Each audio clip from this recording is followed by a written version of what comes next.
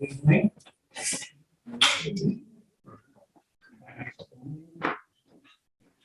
Good evening to people. Don't want to call them Zoom people. Good evening, people who can't be here. Wish you were here.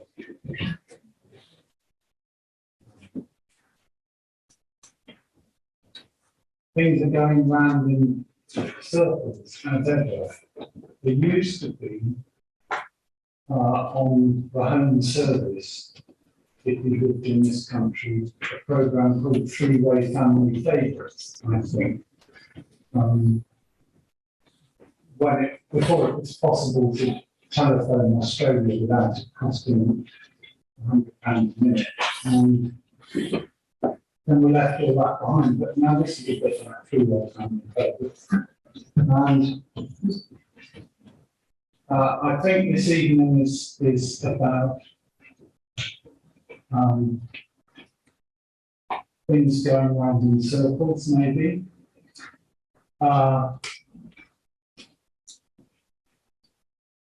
And finding that there is as much creative life and juice in the winter of nature or the autumn of plant as there is in the spring. But there's as much life in dying as there is in being born or in giving birth. And it's quite full, but I've always been a very restless person. If any of you find yourself feeling restless, please move. Cross your legs, sit on the floor, go nearer a speaker, go to the back, come in this bit. You don't have, it's nothing, but try not to get in the way of the projector too much. Tread on the blessing quints, change seats, lie down. Probably don't go upstairs because of all sorts of things to fall over. But, you know, all over here is fine. Dance. Here we go. Can you go to the cage? Yeah.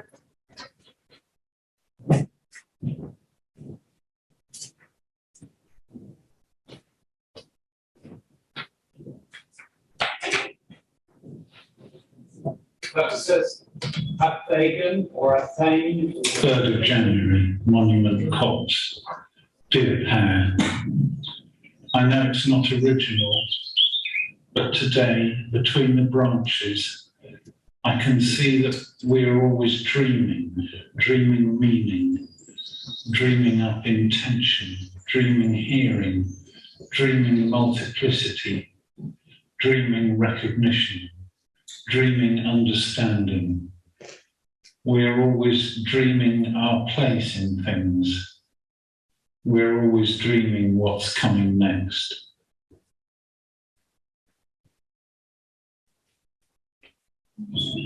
"17th of January, by the stream, dear pair. I think that where 1,000 similar things come together, they reach some threshold or some tipping point that allows and requires them to bind together, to coagulate, and also frees them to expand into some endless otherness. In this condition, there seems always to be some heightening, some buzzing, blooming, intershimmering that any cross-eyed witness could easily mistake for soul or the glistening of life's essence. Put more simply, if I blur my eyes or slip unnoticed into double vision, I fall upon this other space of multiplicity, intensity, of shivering and shimmering.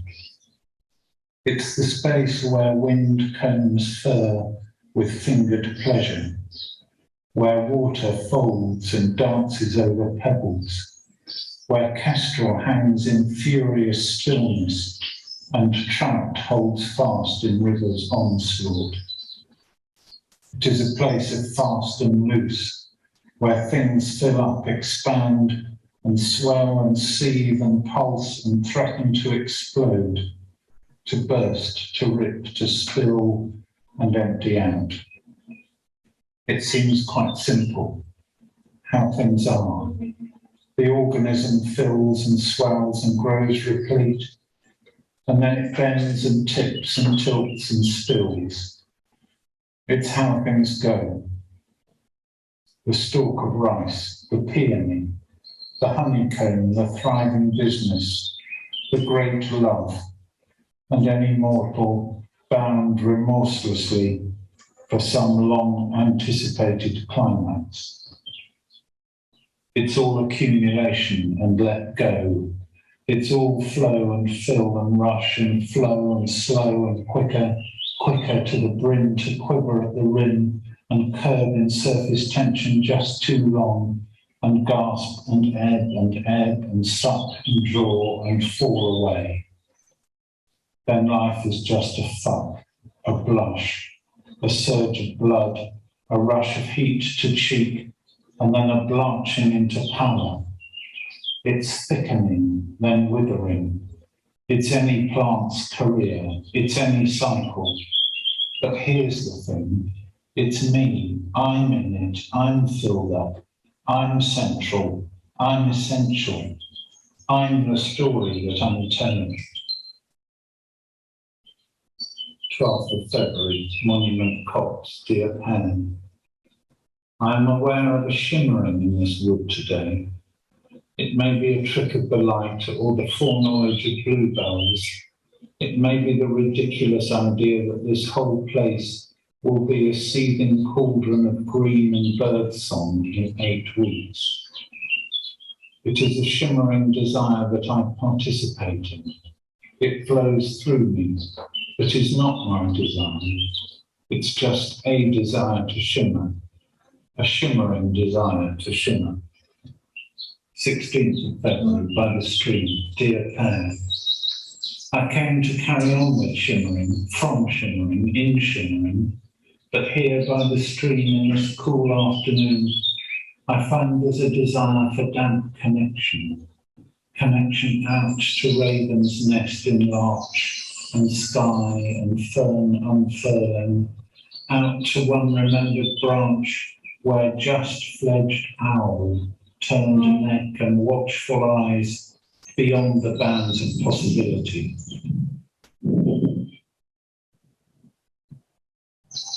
And inward, desire for damp connection in, through times and spaces, to sorrow, parents, lovers, loss, to smooth stones and baler twine, and the damp connection of moist fingers tip-touching skin through parted fur.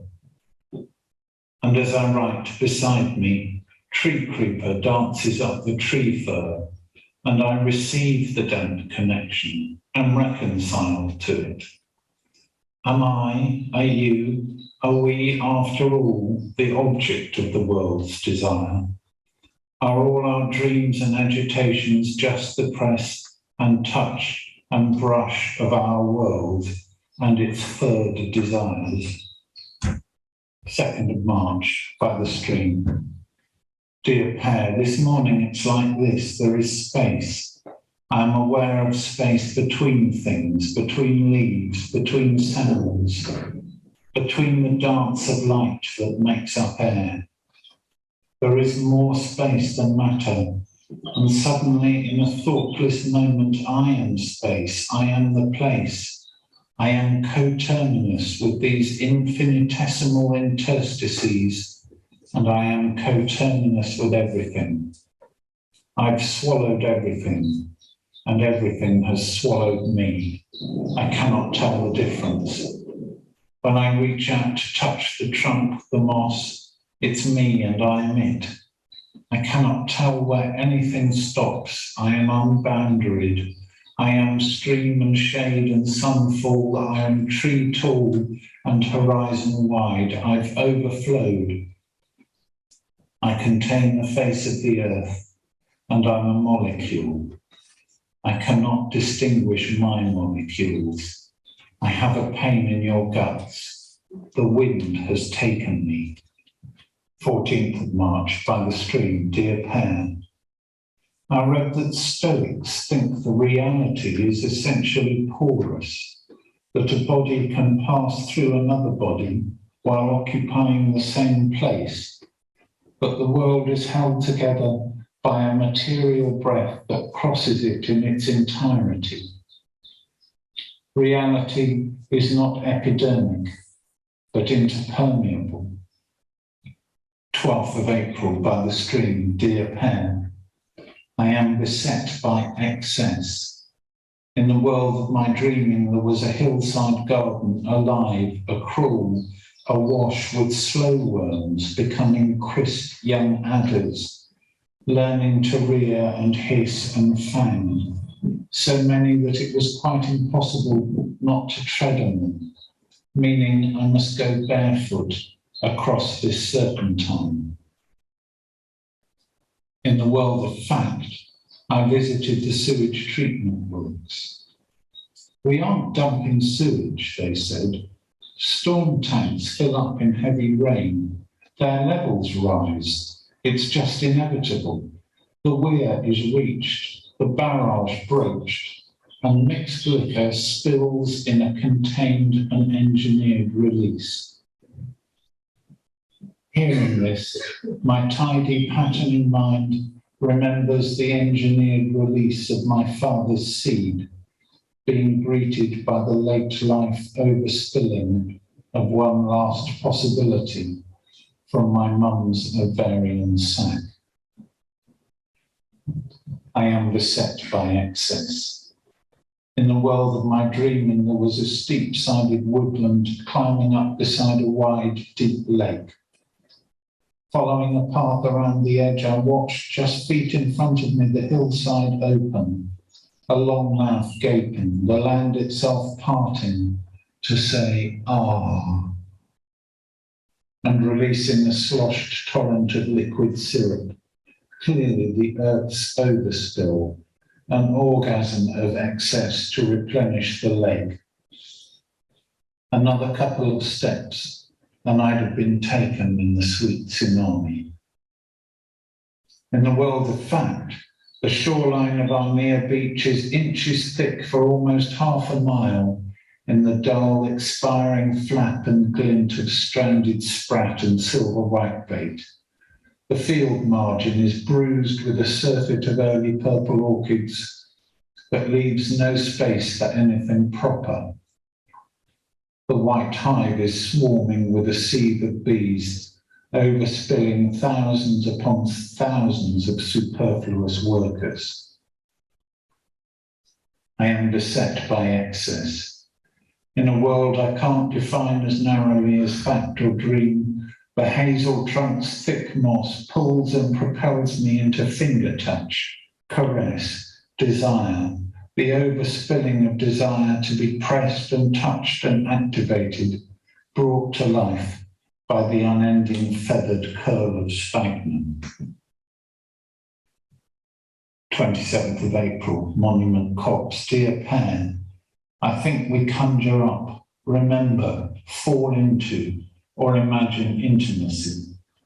And then it continues or it falls away. And if it continues unstoppably, then eventually we die. And perhaps the thread of that intimacy is simply woven back into the tapestry of intimacy that floors and walls this world into its aliveness, in which I recognize myself as a creature on the woodland floor, shimmering in just the same way as everything else. 10th of May, Elmbridge Green, dear pair. I have come home to the place where I grew up. A fox barks, again and again, moving away. and I'm aware of the sons and daughters of things. That heron, impossibly airborne, may be the descendant of one I used to watch. The moorhen on the stream, likewise. These young hazels I'm among must be grown from nuts that fell or were squirrel taken, from others that I cut for bean poles or dry snapped for kindling with my father. That spider, weaving an elongated web between brambles, may also be spun out on one long line from an ancestor whose web I pushed through. That seems simple enough genetics, but what of the atmosphere? What of desire? Is the desire I feel arising in this place, the desire to rest, to fall away, to press back against old oak, to write long and hard, to take myself in hand, to hold and be held? Is this desire, are these desires, the sons and daughters of former longings? Could I read in them the DNA of my childhood? 23rd of May, by the stream, dear pair. I am writing in the softest fir storm that you could imagine. Pussy willow seeds drift in their thousands through the trees, rising and falling in the breeze, untouched by gravity, sustained in the air like a shoal of jellyfish or sprat or mackerel in their equivalent sea. Letting my eyes cross and my ears fall glistening open, sound wet and lobe-lipped, I fall into a child's wild bewilderment. Movement steps forward, and every movement, leaf, shadow, squirrel, seed head, breeze stir, stream glint, orchid nod, pheasant protest, every movement is a lullaby, a cradled arm, an opiate thickening through my blood's finest vessels.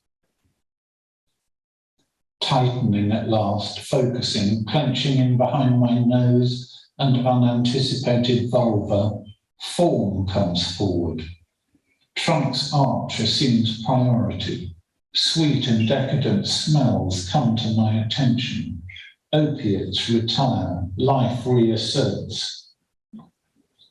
Then sentiment and memory awakened and insist, I was here before. I wrote to you from the aftermath of the first storm a year ago. The shadowed repetition of a sunlit leaf's dance, one jig every second, is matched by the expectant drift of pussy willow fir every year or so. I think you know what's coming next. A swoop into sadness or pleasure, a glance at significance or interpretation, a feeling of loss or a mossed, pressed, insistent contact of presence.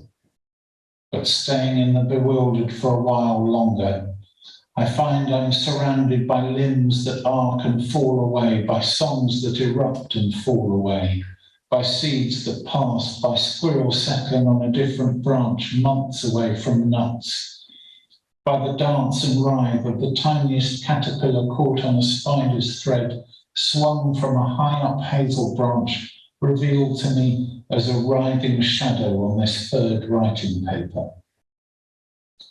Finding myself for a moment to be God, I release the spider meat and give it a second chance amongst the moss beside me. I think you know what's coming next. Cock pheasant blusters nearer. There's a kind of aimlessness. Some things go on like stream and breeze, and others interrupt. Some cycle slowly, others fast. Somewhere in plain sight, 1,000 things are eating, and 1,000 other things are eaten. I feel you and them dissolute in the third air and realise that I'm drowning in whatever's coming next. I want to laugh and cry and die as soft as pussy willow fur on a bewildered morning. 29th of May, by the stream, dear pair. There is a desire to subside that arises here by the stream, with my fingers in the moss, with my face in the moss, a mounting, insistent desire to fall away. And the more the desire to subside builds, this desire which has a flat quality like the taste of metal on one's tongue or of spinach, as it accumulates, it becomes denser but not heavier. It accumulates not into crescendo or climax, but into subsidence, not into avalanche, but into melting or dissolution. It accumulates into disaccumulation. 3rd of June, on the beach, dear pair, I'm stepping into sand, toes in the sand, heels sinking into sand as tide streams out, pulling the sand rug out from under me, pulling the sand out between the toes, arousing and settling the feet in a single motion. A warm currented sea with suck and ebb that takes my certainty and settles, heels and toes me into something deeper down, into something solid seeming that proves to be more sand. 12th of June, Monument Copse, dear pair. I think you know what's coming next. It's the small matter of eruption. What follows swelling? Of course, what follows tide's inflow is the sure and certain flowing out. Wells filling up precedes wells emptying. But that's not so simple if the well is filled with emptiness. For how does empty empty out? How can emptiness well up? How can dryness, desiccation, overflow? Curtain to black, how can the pitch dark hallway fill with silhouettes? And there isn't always ebbing. The seed of spurge or semen will erupt. The unironed balloon of poppy petals will split and burst the settled bud. The dead thing's bloated belly will always burst. Gas will out, fluid burst its banks, the cancer will escape. So what's the silhouette of bursting? Some inward rupture, some folding down and concertinaing. I think perhaps it's still eruption, but a formless sort, a kind of dancing out of light, a feathering of breath, a passing through of something shimmered from beneath, a pushing up and leaning back and stretching, reaching out for the impossible up. Perhaps it's diving into steam, or letting something wild and ancient pass lightly through, to interpermeate and then pass on.